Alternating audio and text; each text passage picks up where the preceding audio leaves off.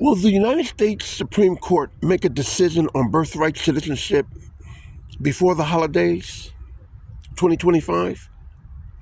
Will the health institution forge birth certificates of undocumented migrants who violated the Constitution entering into the United States of America that birthed a child in these health facilities? Will the health institution,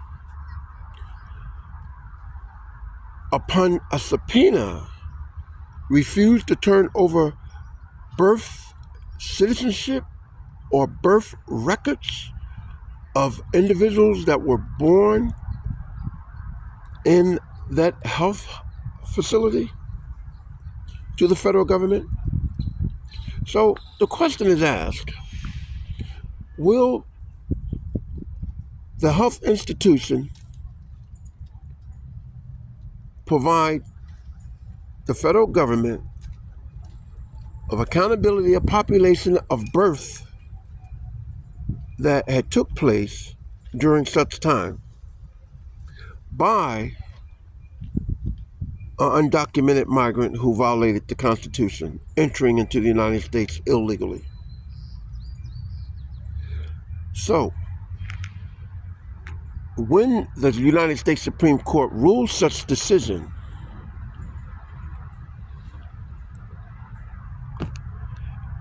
and most likely it will be another win for President Trump,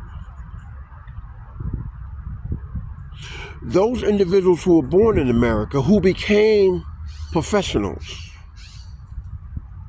now that they are now known as non-citizens,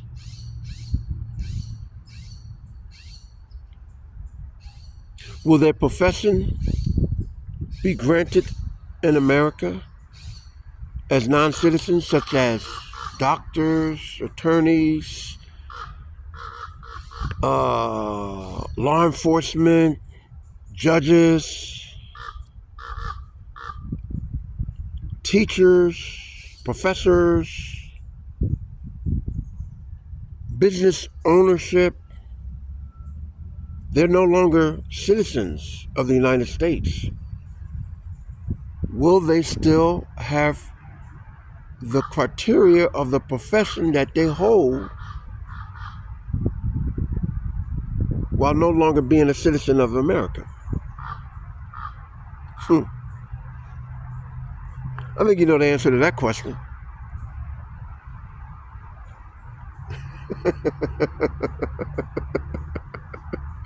If you're not a U.S. citizen, then whatever credentials you have, it was given to you unlawfully because you weren't entitled to receive it.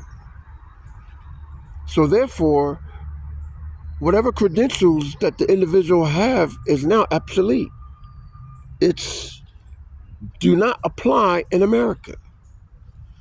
You could take it where your origin of your parents were born and probably be taught or go out and seek studies in the same field of a degree that was given to you in America that is no longer accepted in America, and get it in the country where your parents came from. You can go do that. But to sit and say that your degrees or your profession is accepted when you're no longer a citizen, but you had received it in America, that's like saying you stole the candy from the store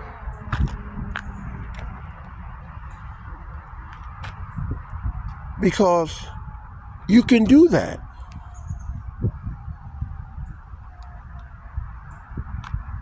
And not be punished for stealing the candy from a store? You know the answer to that. Yes, you will be punished for stealing the candy from a store.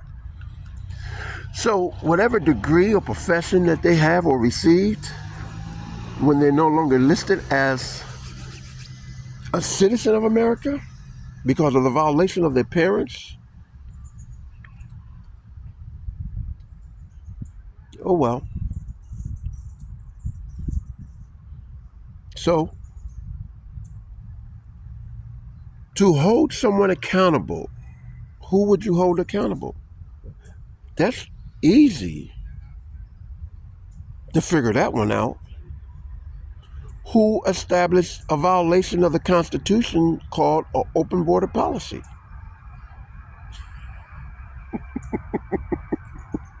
Those are the one you hold accountable for and liable. Bill Clinton, Ronald Reagan, G.H.W. Bush, G.H.W. Bush, George Herbert Walker Bush, Barack Obama, Joe Biden. They're the liable ones and should be punished for their actions. Oh, they're being scrutinized right now because the U.S. Supreme Court had already granted President Trump that the lifting of the permanent temporary status for the Venezuelans had come to an end. The U.S. Supreme Court had already granted President Trump pull their visa. They're no longer in the temporary permanent status. So it's coming to an end. And the individuals that I mentioned should be liable and should be punished for what they have done. I recommend that their pensions be stripped from them. Joe Biden pensions be stripped. Barack Obama pensions be stripped. Bill Clinton pensions be stripped. I recommend some of their policies that were unconstitutional will they be held liable for. For instance, Bill Clinton, 1996 Telecommunication and Communication Act that he signed into law. The United States Supreme Court said that law was unconstitutional.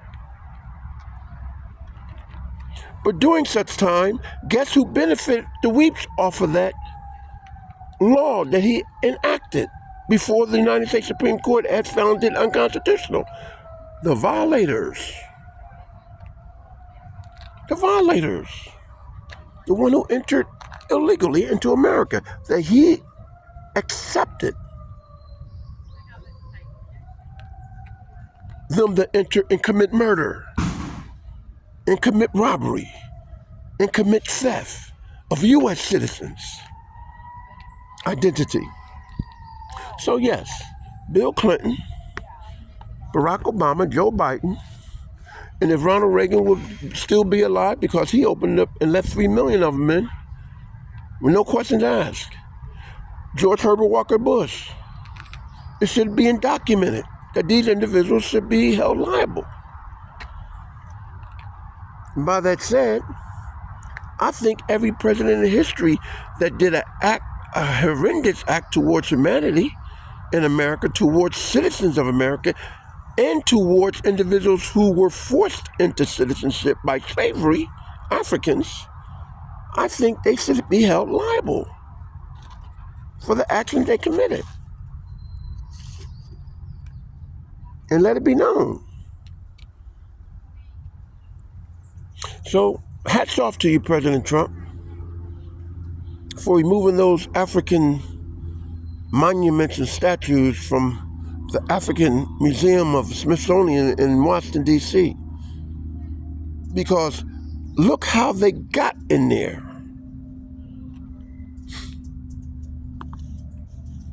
By Jim Crow. By the Democratic KKK. I know if I would have gotten the White House, I would have removed them permanently. The first day I got in there, I would have got them out of there.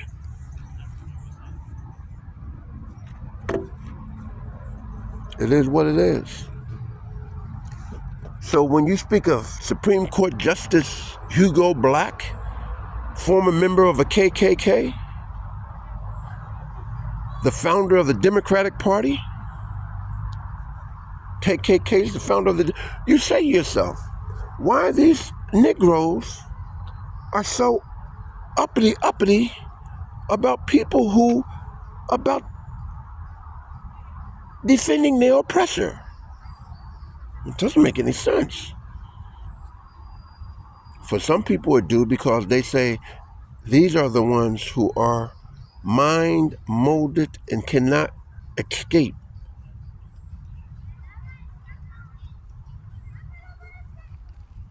the situation of being in slavery. So their mind is still enslaved, because they think that in order to move forward for progress, they have to do accordingly as the individuals who enslaved them.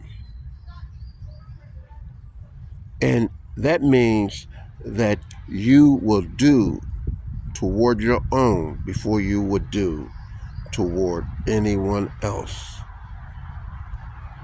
It's a proven fact.